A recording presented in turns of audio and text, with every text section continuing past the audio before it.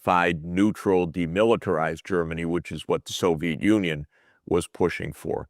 Well, it may sound like ancient history, but the interpretation of what the Cold War was all about matters a lot.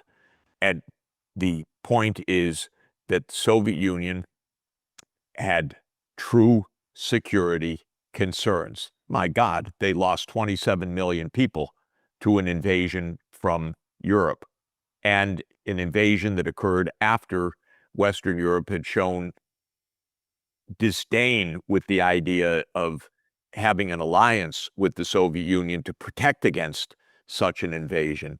They wanted Germany demilitarized. So did many U.S.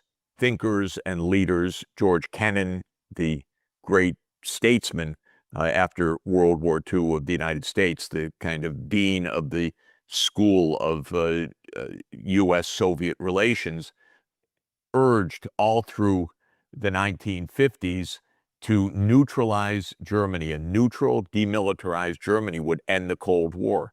But we went the militaristic way. Well, I came into this story in 1989-90 in a personal level because I was involved with the Soviet leadership and then with the Russian leadership and the Ukrainian leadership.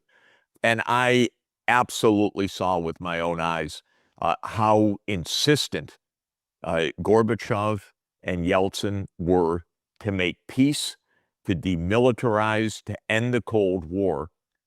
And we know, despite all of the lies and denial of the U.S. and the European leaders, that there were firm commitments that NATO would not expand eastward when the Soviet Union disbanded the Warsaw Pact.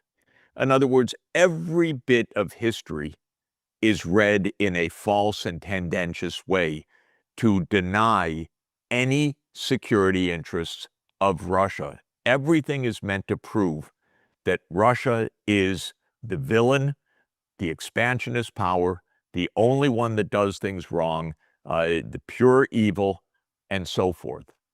And it's a false narrative. Now, you ask me, do the European leaders believe it?